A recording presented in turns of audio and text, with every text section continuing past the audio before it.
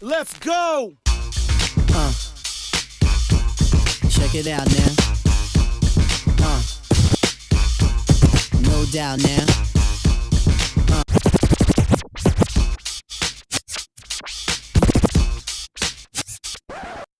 Alright, hey, so welcome to a special edition of the Cellar. You know, as we said, it's dedicated to the Velcro beards. You know, we decided that we're going to bring Movember early this year. As you noticed that I only have one guest today because we thought that might be an interesting special because Cellar is all about the vinyl collectors. It's all about, you know, the love of vinyl and, you know, putting together that collection and the special music that it embarks into you. And so Nigel is one of our collectors that has been guested on the show before. We've asked him to come back and, you know, to share a little bit more detail about his love for vinyl and music. And so I'd like to thank you, Nigel, for coming back. Pleasure. And everything, you know, so I mean, like, you know, we've already went through the origin story, you know, stuff like that, but as a recap, if you just want to kind of like let people know about your love of music and where it came from. Well, it came from really listening to the radio throughout my childhood. I grew up in the 70s and 80s, so all the old disco music and all that stuff was the soundtrack of my youth, and it just became inevitable that I was going to have to start collecting it and not just taping it off the radio, as one tended to do back then. Yeah. Are you talking about me now? We all did. Come on, we all did. Exactly. We all had the TDK tapes and everything. Yeah. So when you're talking about, and I don't think we got to talk about this too much in the last session, but you were talking about how you were perusing fairs and outdoor places where vinyl was on offer and stuff. So can you tell me about that? You know, without it sounding a little bit like weird.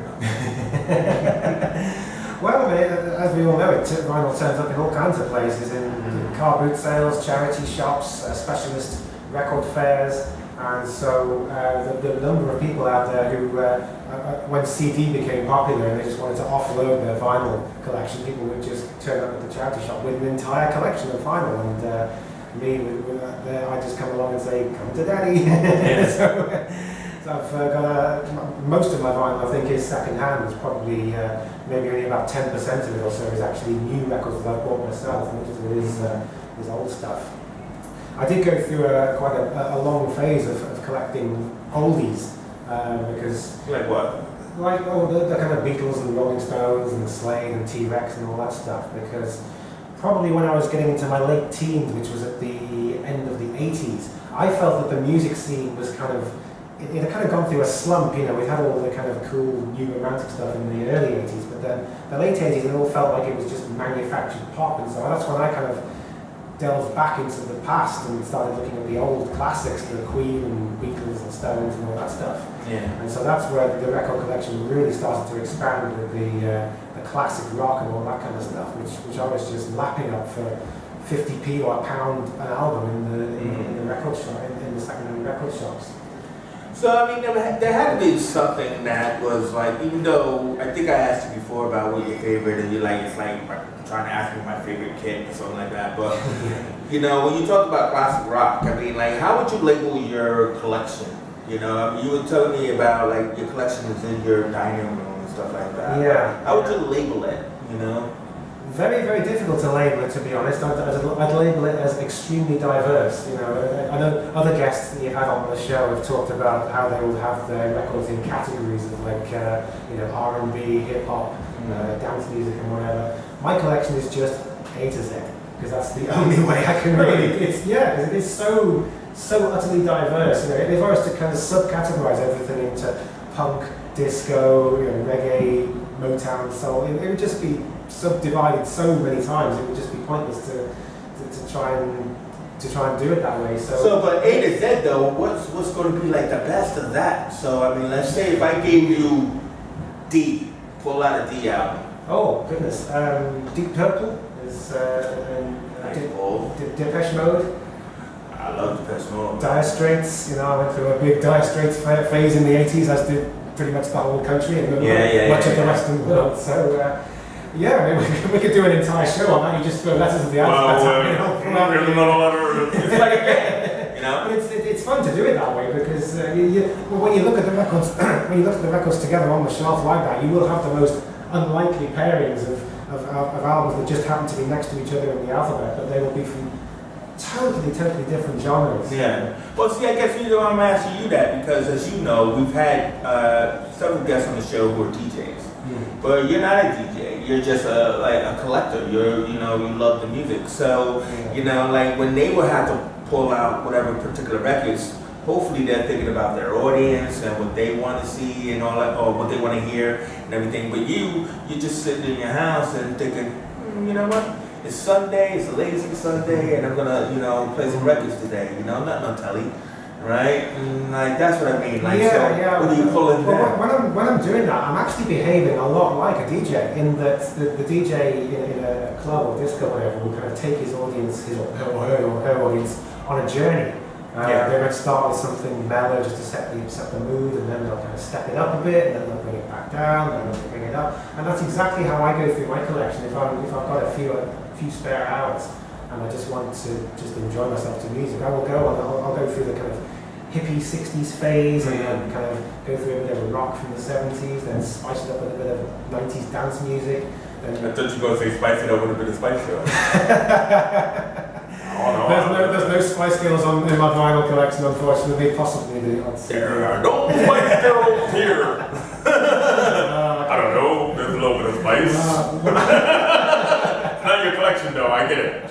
Of course, I can't stop looking at it. To be fair to the Spice Girls, there is that one song they did which was called Who Do You Think You Are, which is just harked right back to that whole Philadelphia disco sound. All right. I was really impressed with that song. Yeah. Well, what Philly, pick a track, what Philly sound do you like the kind of MFSP,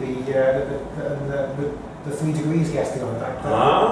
The sound of Philadelphia, I think it was called, and that kind of the brass and rhythm section at the background. And I heard that Spice Girls song and I just thought, that's Philadelphia disco. Well done, girls, very nice. Well done, girls, and well done, Nigel, for figuring that out, calling them on it, So what did you bring for us today? I'm seeing the Super Dragons, which is pretty interesting. The Super Dragons, yeah. Super Dragons! You weren't there, Chase. It was, that was very much a UK 90s thing. So, thank you.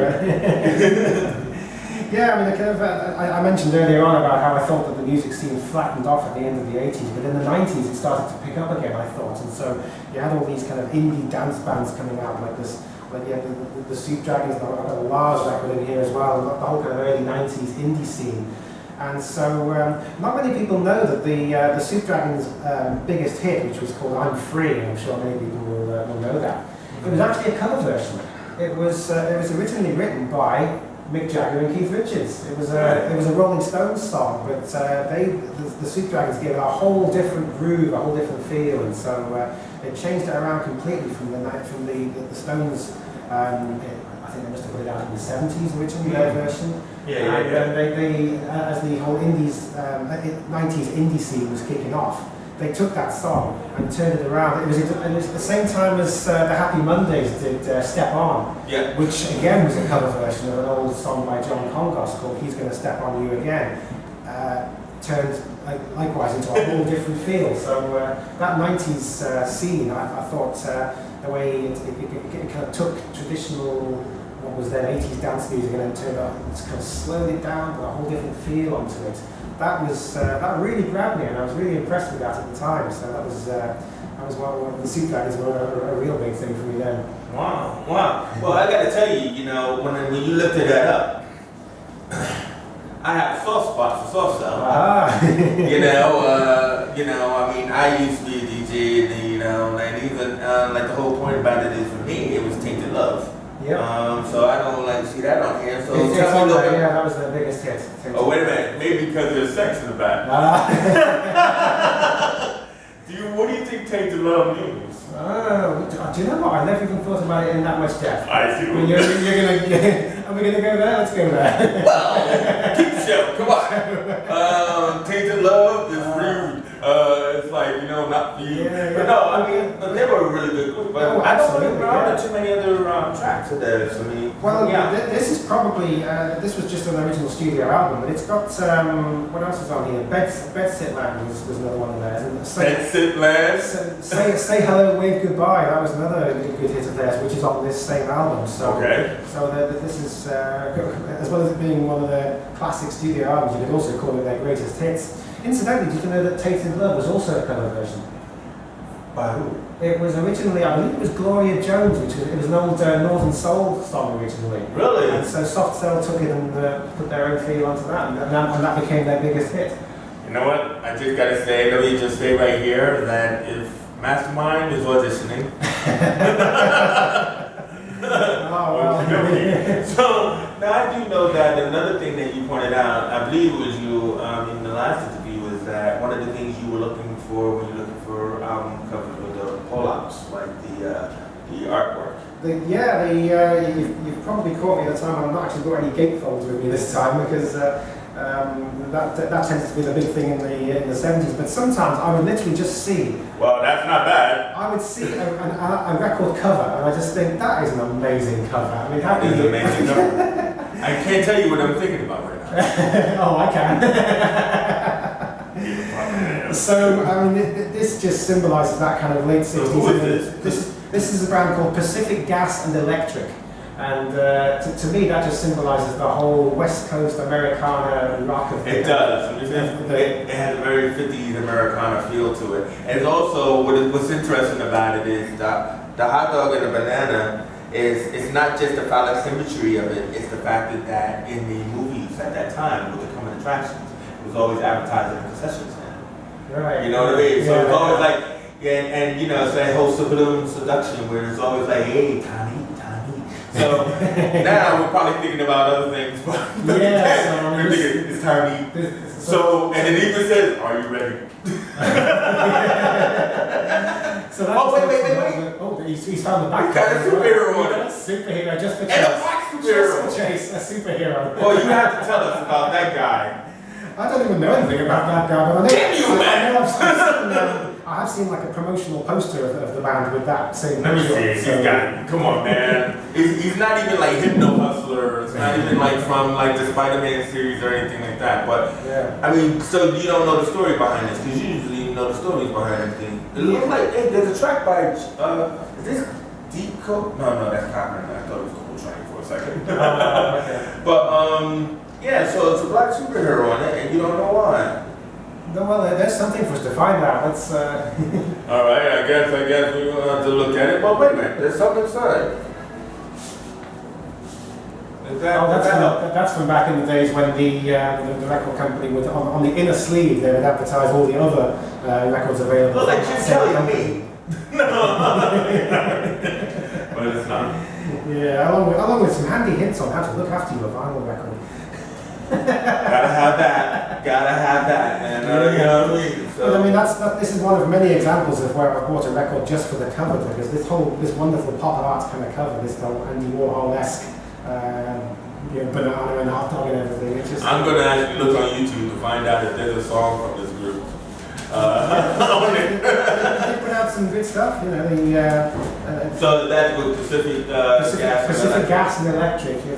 They've probably faded into obscurity now, but I would think they would so. have been the, I would think thing. so. They would have been the thing back then. So. Yeah. Total change of tack. I had to pull this one out because in addition to all the kind of pop and rock and classic rock and stuff that I like, I do like a bit of world music. So Ravi Shankar has been described as the godfather of world music. He was the guy who taught George Harrison to play the sitar. No way. Yeah. So when he was actually on the set of the Beatles movie Help, when George Harrison just by chance picked up a sitar and started playing it, and he fell in love with the whole Indian sound. And he befriended Ravi Shankar, and they became lifelong friends. And Ravi Shankar was an absolutely superb sitar player. I never actually got to see him in person, but I saw his daughter doing a sitar recital. Really?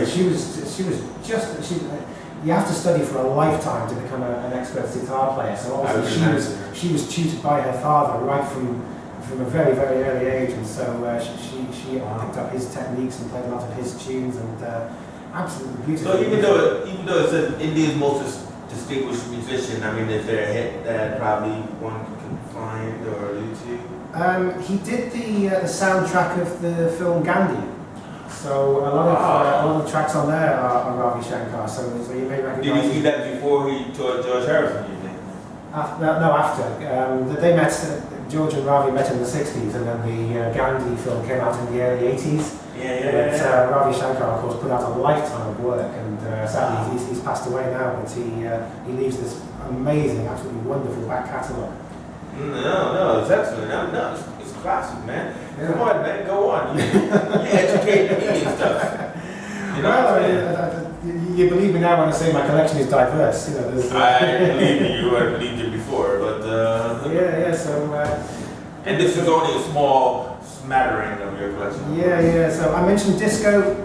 Chic, of course, the absolute kings and queens of disco. Nile Rodgers still putting out absolutely amazing music today, and this was his roots back in the days of 70s disco. Mm-hmm. So, I mean, man, how can you even praise the man enough? He's worked with so many artists, and as well as the music he's put out himself.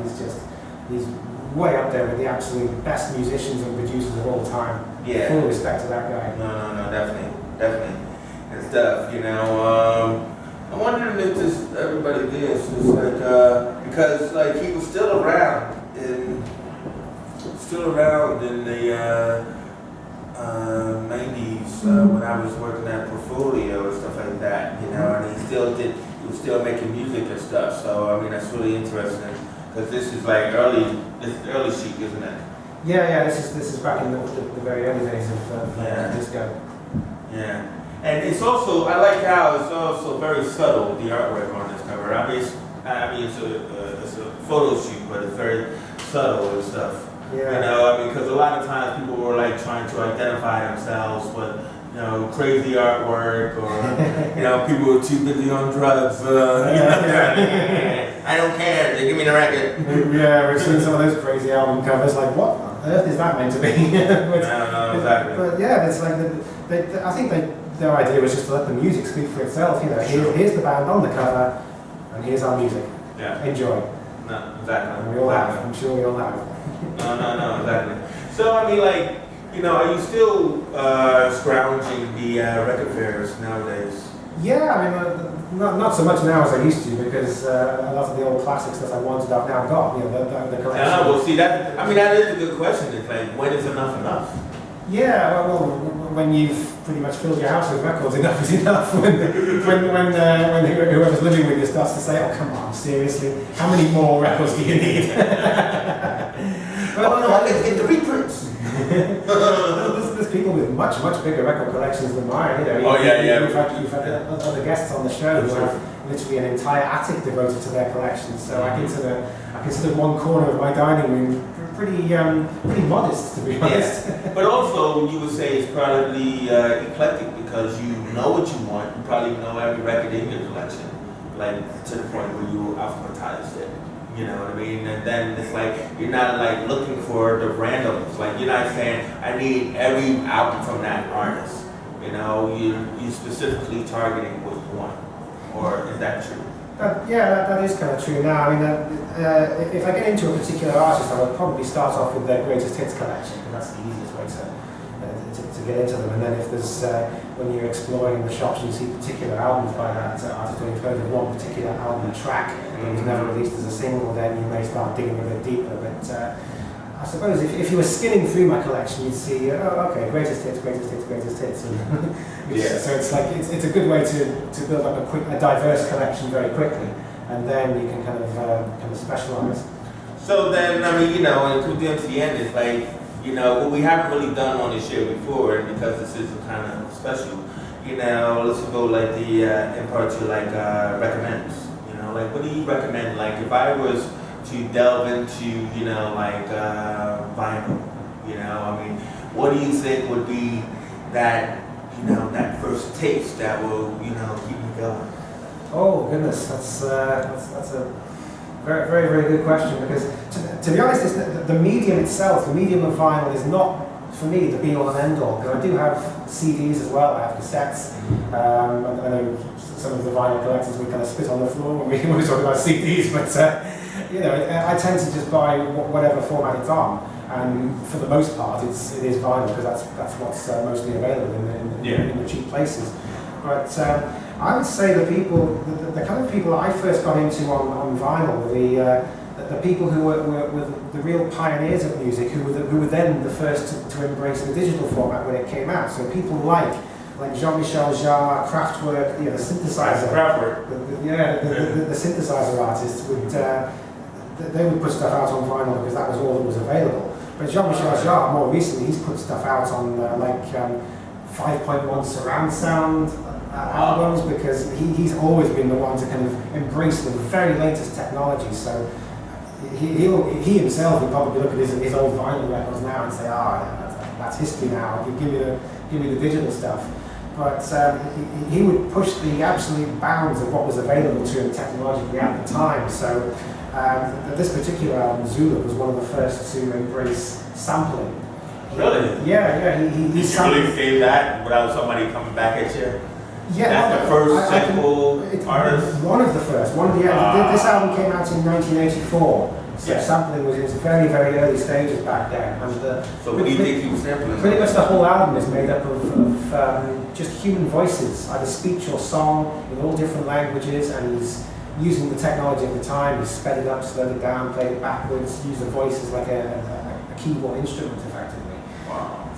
So that's interesting, yeah. And then, because we talking about like the synthesizer period, where people were, doing like synth rock and all that kind of stuff. Yeah, I mean, Kraftwerk was again among the early pioneers of that. People like Tangerine Dream and Van. Oh, love Tangerine Dream. You love Tangerine Dream. Yeah, Colin Ives love Tangerine. Oh, he does. Yeah. Hi, Colin. Yeah. Tangerine Dream for you. And Vangelis, of course, was another one at the time. So. I'm trying to do Chariots of Fire, please. Okay. I'll take your word for it.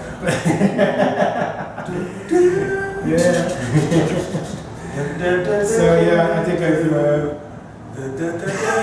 All right. I knew you go to. I always have to do some kind of like music lit. You know what I mean? I had to. And stuff. Yeah. So that was Kraftwerk. That's amazing. So you would suggest like somebody like hooking up with some Kraftwerk. Yeah. So you talking about the Autobahn as opposed to Treasure Christmas? That's my favorite. Well, I just thought I know you've mentioned that on an earlier show, so I just thought I'd throw something else in there. Well, I gotta be consistent. If I say it's my favorite, I gotta be consistent, right? Yeah. So I mean, but I mean, come to the end. We usually do like digging through the crates and stuff. So we dig through the crates here to Jack Aranda, and look what he found. I didn't find this. Nigel did. I found it. You jumped. You know what? I actually didn't look at the back cover. I might have to leave you for a minute. But I got Rocket Robin. That is a good cover. Is this Jackson 5's Rocket Robin on here? You think that's Jackson 5's Rocket Robin on here? It probably is, because these This is were just in the the top hits, doesn't it? Yeah. I mean, Get it? Top hits? I just got that. This series and the hot hits. Hot hits. Oh yeah. I mean, this series and the old Top of the Pops series as well. They were they put out like cover versions that were as close as they could possibly get to the original. And then they just put some like name on the cover and make you buy it. Exactly. Yeah. That's how it was back then. This was the days of Benny Hill and all that. Sex sells. So. And cheap cover versions where they don't have to pay as much of a royalty to the artist. So you do believe that's the Jackson 5, that's Rock Robin? It will be the Jackson, or was it Michael Jackson himself did Rockin' Robin? So that would have been. It was the top hits of the day, So there's some Slade covers on here.